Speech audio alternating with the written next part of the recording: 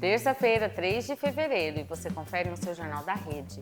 O mundo entra em alerta com o possível fim do último grande acordo de controle de armas nucleares entre Rússia e Estados Unidos. Hugo Mota afirmou que o debate sobre o fim da escala 6x1 será uma das prioridades do primeiro semestre. Polícia Civil de Mogi das Cruzes investiga a morte de uma bebê de apenas 1 ano de idade.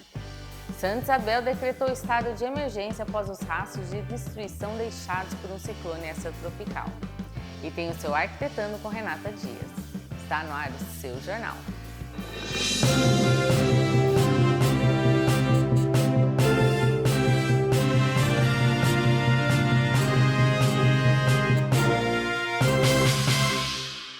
O mundo entra em alerta nessa semana com o possível fim do último grande acordo de controle de armas nucleares entre Rússia e Estados Unidos. O tratado New START, que limita o número de ogivas das duas potências, expira nesta quinta sem sinais de renovação. A Rússia afirmou estar pronta para um novo mundo sem limites armamentistas e destacou que sua tríade nuclear passa por uma modernização avançada. O Kremlin advertiu que o fim do pacto é muito ruim para a segurança global, enquanto os Estados Unidos ainda não respondeu às propostas de prorrogação. No campo de batalha, a tensão subiu com um ataque maciço da Rússia contra a Ucrânia nesta terça. Foram lançados mais de 500 drones e mísseis, deixando mais de 1.000 prédios sem aquecimento em Kiev durante o rigoroso inverno. A ofensiva ocorre justo quando o presidente Donald Trump sinalizava boas notícias sobre as negociações de paz. Uma nova rodada de conversas deve acontecer nesta quarta e quinta-feira, mas o governo ucraniano acusa Moscou de priorizar o terrorismo ao invés da diplomacia.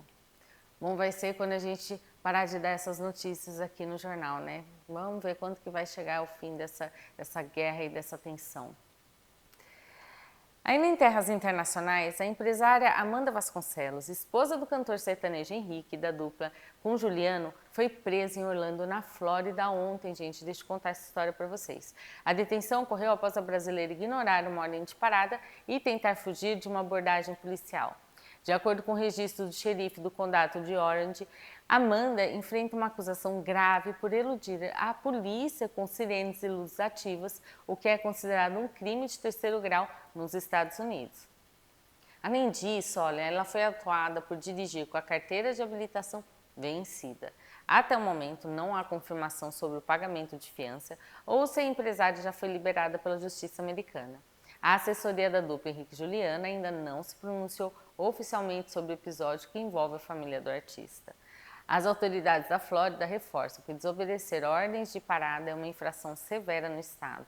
O caso segue em andamento no Tribunal do Condado de Orange e pode resultar em multas pesadas ou até penas de restrição de liberdade.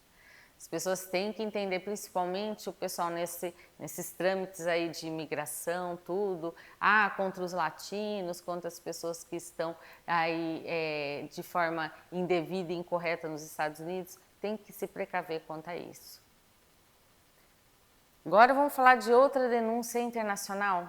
O multicampeão brasileiro de jiu-jitsu, André Galvão, foi acusado de assédio sexual por uma ex-aluna de 18 anos em San Diego, na Califórnia.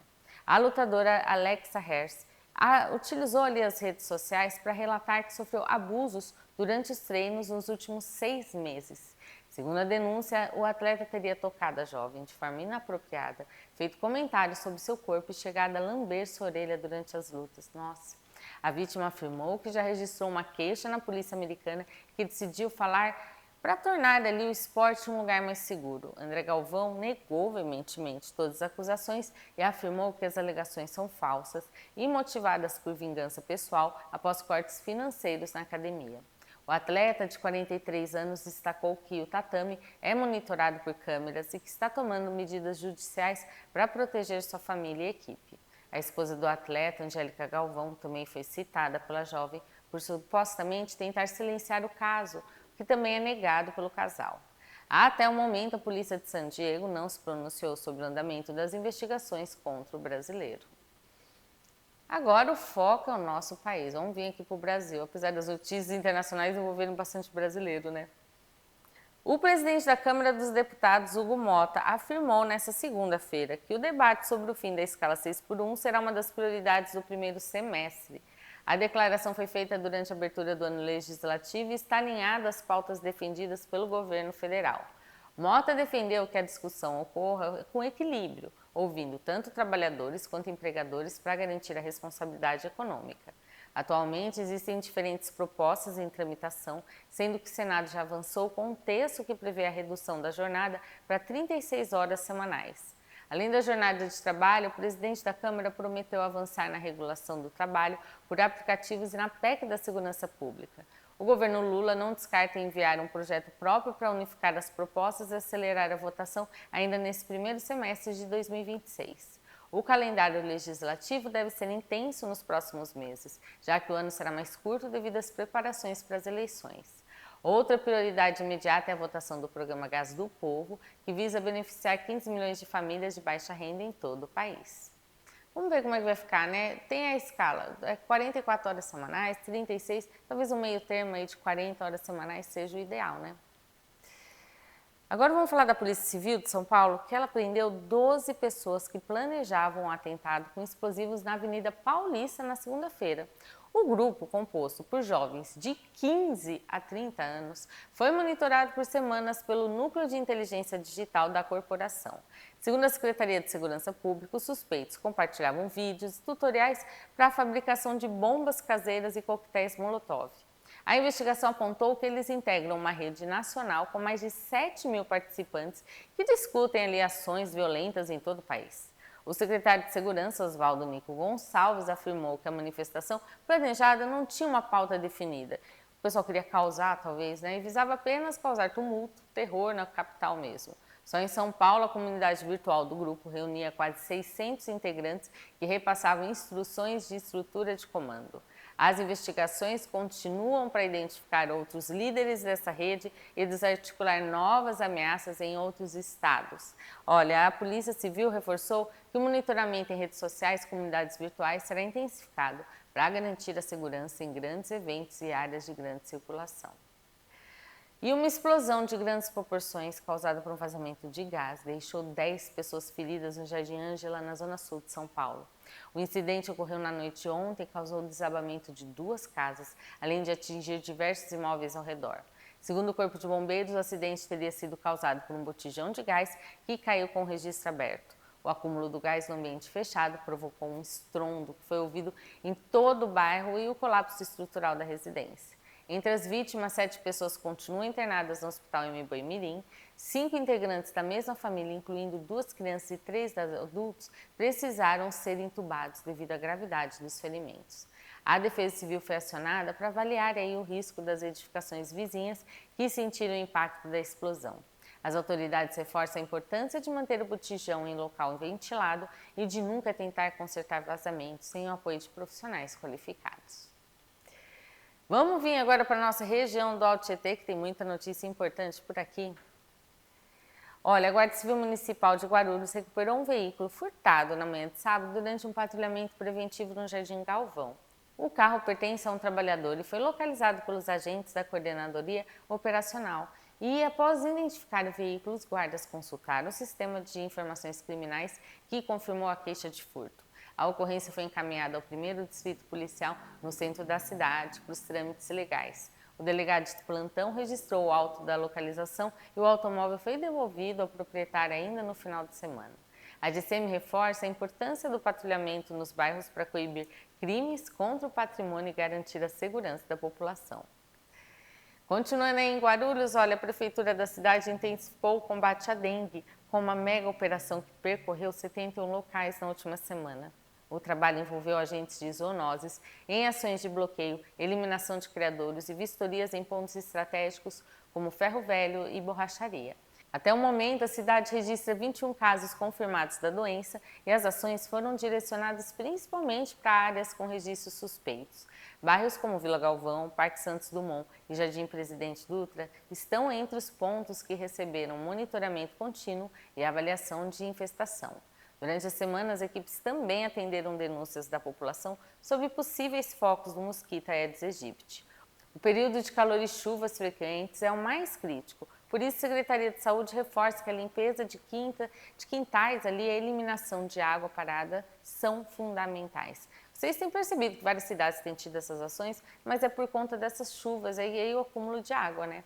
Além das vistorias nos imóveis, a Prefeitura realiza avaliação de densidade larvária para mapear onde há maior risco de surtos. A colaboração dos moradores, permitindo a entrada dos agentes, é a principal arma para manter os índices sob controle e proteger a saúde da comunidade.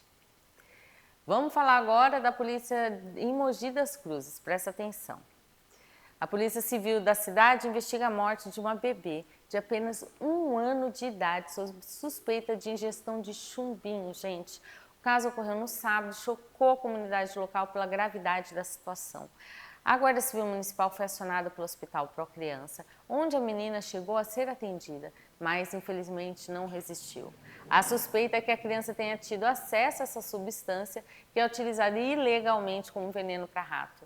O laudo do Instituto Médico Legal foi solicitado e será fundamental para confirmar a causa da morte e direcionar o inquérito policial. Que coisa, hein? Até o momento, as autoridades seguem com diligências para entender como a menina teve acesso ao produto e se houve negligência. A Secretaria de Segurança Pública reforçou que a comercialização de chumbinho é proibida e que o caso segue sob investigação sigilosa.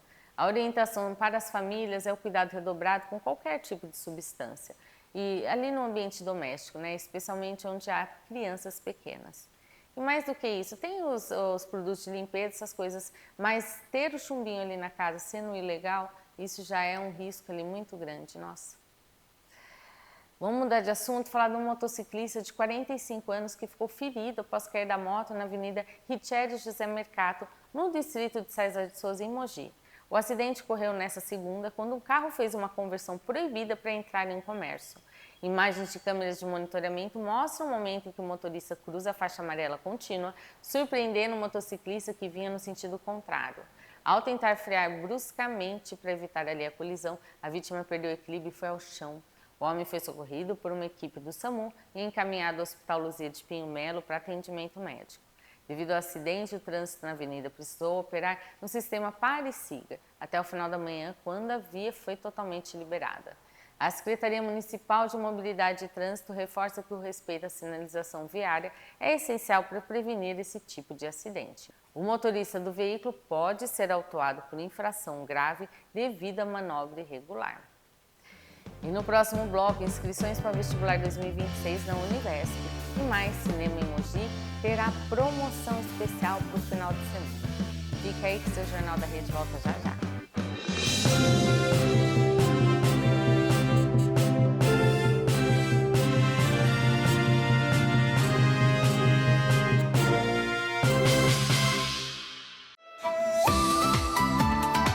O sol não perdoa.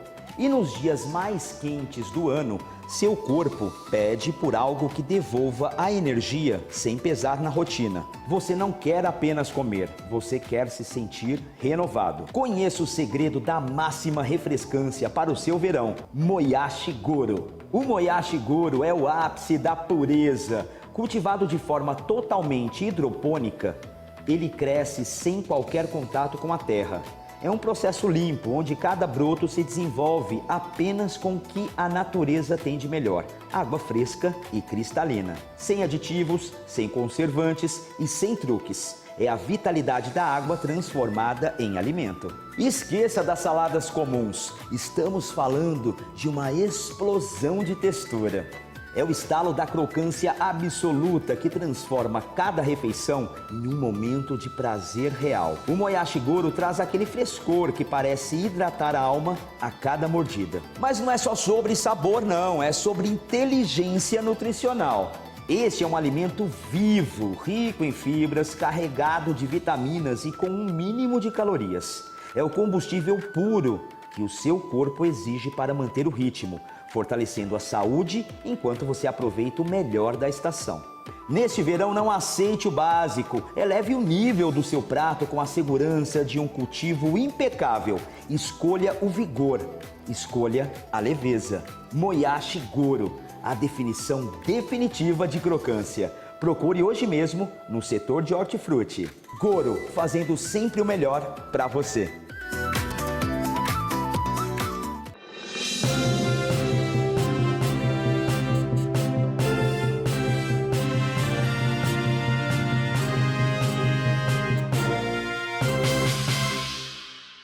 E olha só, tem notícia boa para quem quer cursar em uma universidade. A Universidade Virtual do Estado de São Paulo abriu as inscrições para o vestibular 2026 com mais de 600 vagas gratuitas no Alto Tietê. As oportunidades estão distribuídas em 9 cidades da região, com destaque para Mogi das Cruzes, Ferraz e Itaquá. A grande novidade nesse ano é o lançamento do curso de Inteligência Artificial, que se junta a outras graduações como Engenharias, Pedagogias e Administração. São cursos da modernidade que vêm surgindo, né? Os cursos são na modalidade à distância e o candidato pode utilizar a nota do Enem para compor a pontuação final. Os interessados têm até o dia 11 de março para realizar a inscrição exclusivamente pelo site da instituição. A taxa, presta atenção, é de R$ 47,50 e a prova está marcada para o dia 26 de abril em todo o estado. O vestibular conta ainda com um sistema de pontuação acrescida para alunos de escola pública e candidatos PPI. Essa é uma excelente oportunidade para quem busca ensino superior de qualidade e gratuito sem precisar sair da região. Vamos falar de outra coisa boa também, olha, os cinemas da rede Cinemark em Mogi das Cruzes e outros cinemas aí, Suzano. Bom, vocês consultam cada cinema aí da sua cidade aí do Alto Tietê. Eles estão participando a partir dessa quinta da 8ª edição da Semana do Cinema. A campanha oferece ingressos com preços promocionais que variam entre R$ 10 e R$ 12 para todas as sessões nas salas tradicionais e 3D. A promoção é válida até o dia 11 de fevereiro no Mogi Shopping e no pátio do Pema Shopping. Filmes com início antes das 5 horas da tarde custam R$ 10, enquanto as sessões a partir desse horário, inclusive aos finais de semana, têm um valor fixado em 12. Além dos ingressos baratos, a rede preparou combos especiais no Snack Bar com itens colecionáveis inspirados em grandes produções. Os valores dos combos começam em R$ 39 e podem incluir copos e baldes temáticos de filmes como Zootopia 2 e Avatar. A Semana do Cinema é uma iniciativa nacional que visa democratizar o acesso às salas de exibição e já atraiu milhões de pessoas em todo o país. Os ingressos podem ser adquiridos diretamente nas bilheterias, pelo site do Cinemark ou pelo aplicativo ingresso.com. Aí vocês consultam também das outras redes, a Centerplex, que tem no Shopping de Suzano, e de Cinépolis, por exemplo, que tem no Shopping de Itaquá, para ver quem está participando direitinho, viu? Vamos falar agora de um assunto sério. A Prefeitura de Santa Isabel decretou estado de emergência nesta segunda após os rastros de destruição deixados por um ciclone extratropical. A medida tem validade de 180 dias e autoriza a realização de despesas extraordinárias para reparar os danos causados pelo fenômeno. O decreto assinado pelo prefeito Carlos Chinchilla permite que as autoridades possam interromper serviços e acessar propriedades privadas para prestar socorro ou determinar evacuações. As rajadas de vento de 85 km por hora derrubaram mais de 40 árvores e 11 postes no último domingo. Equipes da infraestrutura e segurança continuam nas ruas para finalizar a desobstrução das vias e garantir a segurança dos moradores. Embora não tenha havido vítimas, o impacto na rede elétrica prejudicou o sistema de captação de água, que deve ter o abastecimento totalmente normalizado ainda hoje. A orientação da Defesa Civil é que a população não ultrapasse as áreas bloqueadas, já que ainda existe risco de queda de galhos e cabos de energia rompidos. Qualquer situação de risco deve ser comunicada imediatamente pelos canais oficiais da Prefeitura ou pelo telefone da Guarda Civil Municipal. E, gente, se for solicitado que vocês saiam do local que vocês moram, porque de risco de desabamento, essas coisas, eu sei que é difícil, mas são bens materiais. É a vida mais importante nesse momento, né? Agora, falando de tempo e de ciclone, vamos para a previsão de tempo? Hoje o dia amanheceu nublado, com temperaturas ali mais amenas. No decorrer do dia, tivemos aquelas pancadas de chuva por toda a região. Alguns lugares choveram, outros pararam e ficou assim. Vamos ver como fica o tempo para amanhã. Em Mogi das Cruzes, a previsão é de chuva por dia todo em vários pontos da cidade. Mínima de 19 graus e máxima de 26. Em Guarulhos, o cenário se mantém com mínima de 20 e máxima de 26 graus. Você está pensando em reformar seu banheiro? A Renata Dias te dá dicas importantes para sua obra. Renata, eu sei que você tem dicas especiais, a palavra é sua.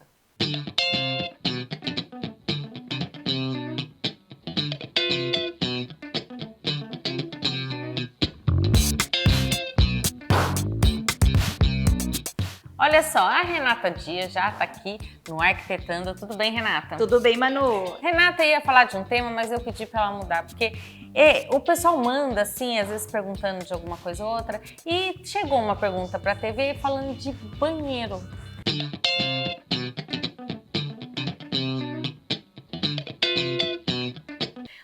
que não pode faltar? A pessoa vai reformar o banheiro, mas assim, pega um banheiro ali pronto, tudo, às vezes falta uma coisa ou outra, e na hora da reforma seria o momento de você consertar o que tá faltando. Com certeza. Mas aí é principalmente fazer um bom projeto, viu, Manu? Ah, então, mas a pessoa acha que não precisa fazer projeto, mesmo se for uma reforma assim de um banheiro, que é algo menor, precisa de um projeto para ver tudo direitinho? Exatamente. Porque é um ambiente muito essencial. Às vezes a gente fala que não, mas ele tá em todas as casas, tá em todos os lugares que a gente conhece. Então precisa ser um ambiente bem trabalhado, principalmente em apartamentos, em casas que é de moradia, e comércios também. Por exemplo, banheiros quando é para PNE, a gente tem uma legislação que trata disso, né? Então a gente tem que ficar atento. Como colocar as barras, o tipo de vaso, rodapé, rampinha, né? rampa, que não pode ter. Então é essencial. Banheiros de residência, aquele banheiro que a gente usa todos os dias, que a gente chega do trabalho às vezes estressado e a gente quer um momento só nosso, na hora do banho. Então, prestar atenção nessas dicas que eu vou passar hoje. O pessoal vira Manu? até cantor na hora do banho, então tem que estar bem, né? Tem que ser um ambiente legal. E assim, o lavabo é um banheiro também. Então, quem tem essa possibilidade, né? Tem aquele banheiro para casa toda, tem apartamento que tem um lavabo e tem a suíte. Banheiro de suíte também tem preocupação com a umidade, né? Tem tudo, nossa, tem que se preocupar, né? Isso. Então, a primeira dica que eu sempre falo, mesmo que seja só o banheiro que você faça o projeto. Por quê? Quando é um banheiro que é de apartamento, a gente precisa analisar as paredes. Se é uma parede estrutural, se não. Eu quero muito um nicho, mas será que eu consigo fazer o nicho nessa parede? Então, precisa analisar. Tudo bem, eu não vou conseguir fazer um nicho. Então, uma dica legal para substituir seriam as prateleiras. Então, para colocar ali os seus shampoos no dia a dia.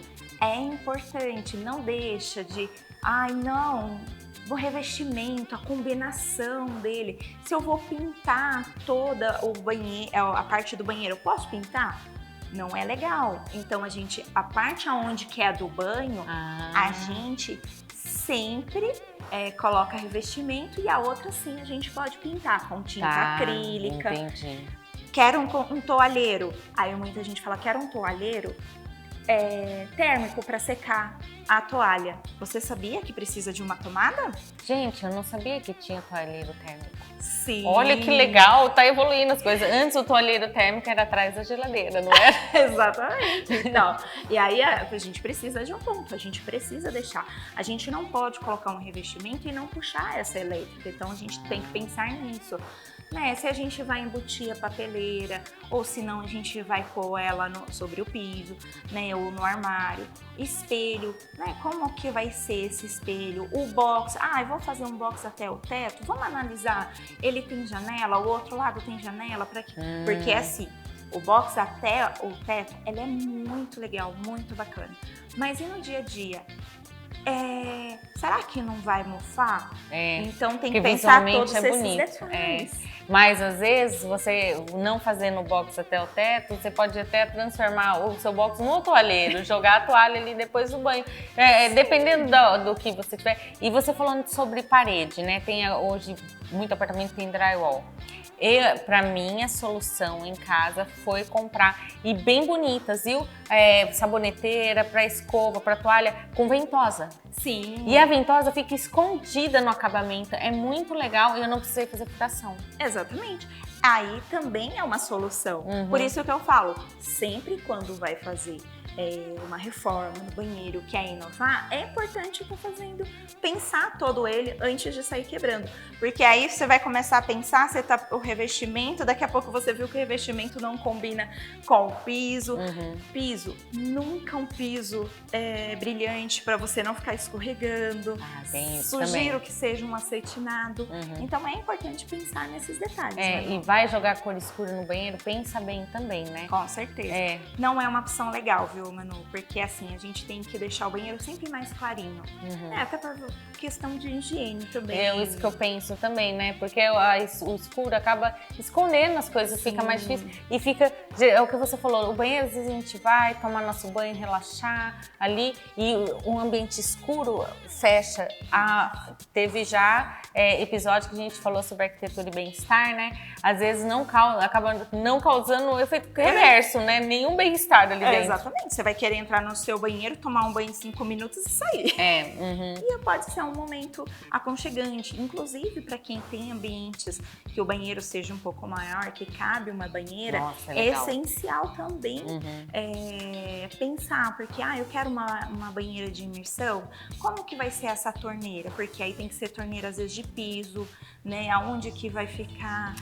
uma hidromassagem, como que vai ser elétrica, onde que vai ficar vai ser banheira e chuveiro junto, né? Tem assim, que não é uma opção muito legal. Mas as pessoas fazem uns negócios assim que... Por isso que tem que pensar antes, porque geralmente a chuveira, quando fica em cima da banheira, porque não foi pensado, hein? Bom, gente, olha, na verdade a pessoa que me perguntou, compensa contratar mesmo alguém para fazer um projetinho, porque é um cômodo assim pequeno, mas você faz tanta coisa ali dentro. Com certeza. E essa parte de umidade também tem uma coisa que se pensar em muito, assim, para não gerar um bolor mais tarde. Renata, vou dar o seu telefone para as pessoas então, tá bom? Pode passar, Manu. Bom, se vocês tiverem alguma dica, alguma coisa, alguma pergunta, manda aqui que a gente vai responder. E próxima semana tem temas sempre muito atuais ou a gente respondendo alguma dúvida sua. É só seguir a gente nas redes sociais. Isso aí, esse foi Arquitetando com Renata Dias.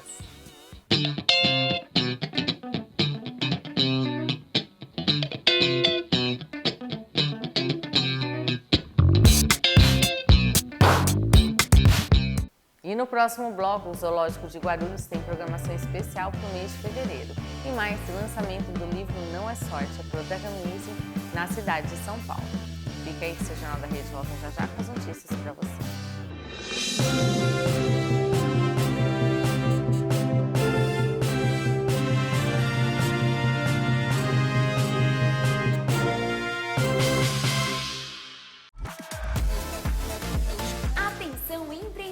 Do Alto Tietê e Guarulhos. O seu marketing simplesmente não pode parar nesse final de ano.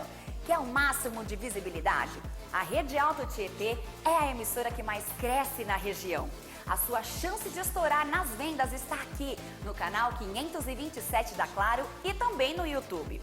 Chegando nas 12 cidades do Alto Tietê e em Guarulhos. E não é só uma propaganda rápida não, é visibilidade total. O seu comercial vai ao ar mais de 10 vezes por dia. Sim, 10! O pacote é incrível. Reserve agora o seu espaço nos próximos 3 meses. Natal, festas e também o início do ano novo. É tráfego de clientes garantido na TV pela Claro e também nas redes sociais. Não fique para trás, o seu sucesso é a nossa audiência. Anuncie na Rede Alto Tietê. Ligue e se informe. Vamos fechar esse ano no topo.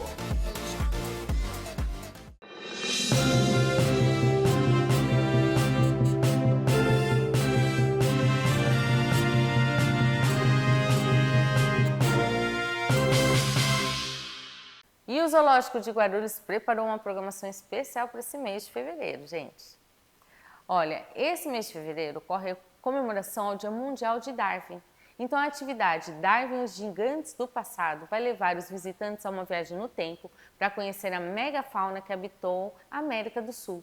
As atividades acontecem nos dias específicos ao longo do mês, no auditório do Zoo e são totalmente gratuitos, o melhor, né?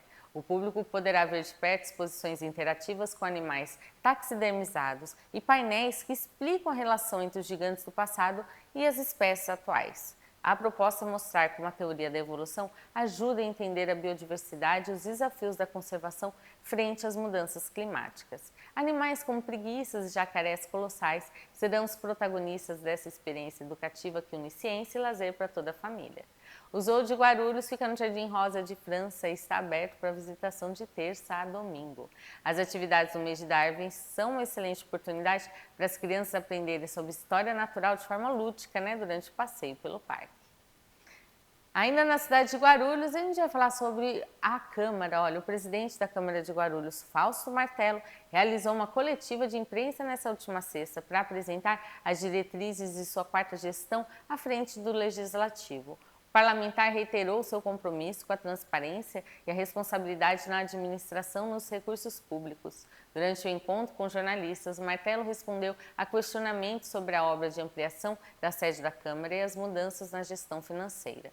O presidente destacou que seu objetivo é preservar o dinheiro público e garantir que a informação correta chegue aos moradores de Guarulhos. Sobre a relação com os demais vereadores, o presidente afirmou que o diálogo será o pilar do seu novo mandato, valorizando o debate das ideias na Casa de Leis. Ele ressaltou que a diversidade de opiniões é fundamental para a democracia que manterá as portas abertas para representantes da população.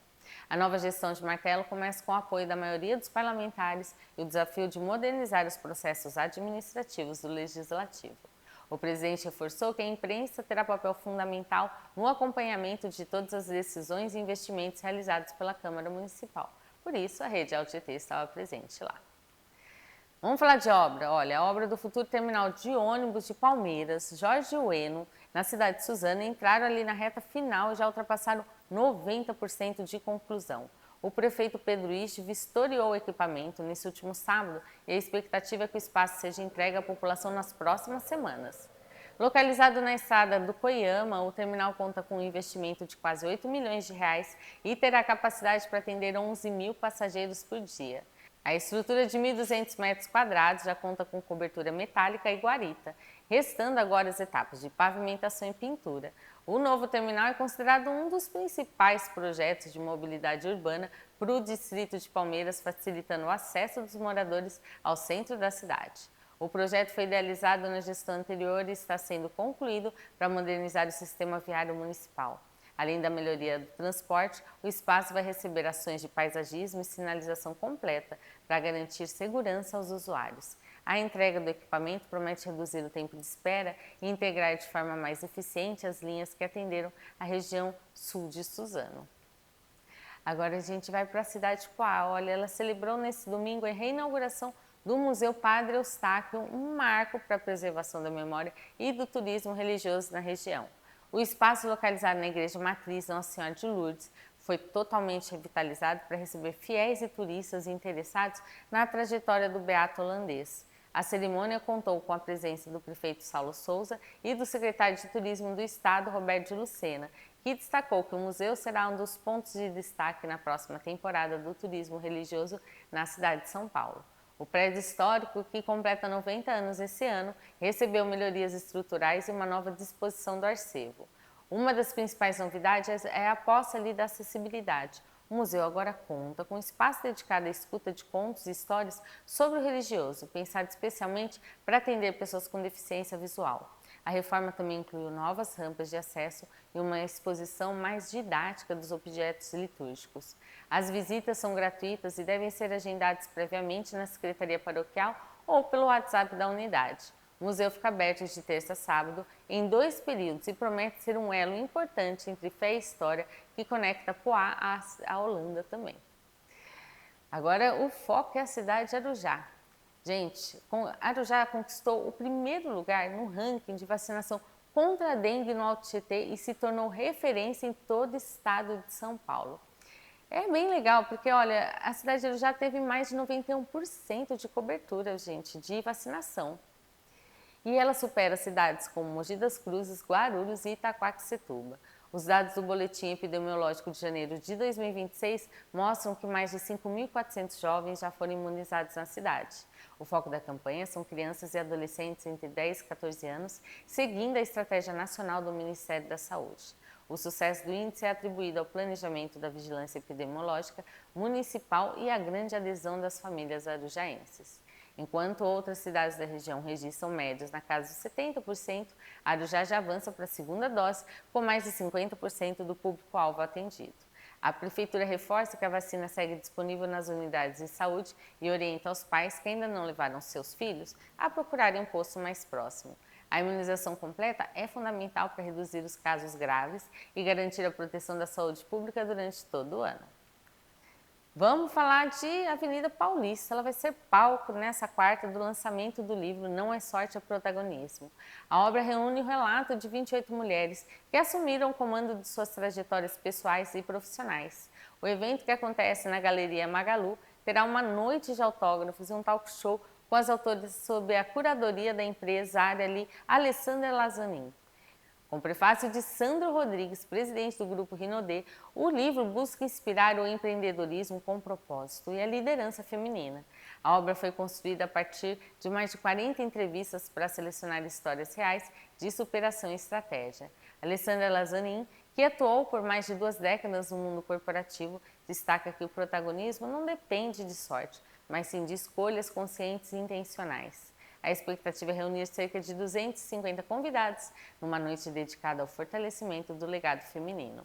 Para quem busca mudar a rota de carreira ou dos negócios, o livro se apresenta como um guia prático de identidade, fé e direção. Depois dessa notícia boa, a gente fica por aqui. Uma ótima noite para vocês. Se vocês quiserem, lá no nosso portal de notícias tem todas as notícias atualizadas. E os bastidores da Rede Auto GT estão ali também no Instagram da rede. Não deixe de conferir. Até amanhã.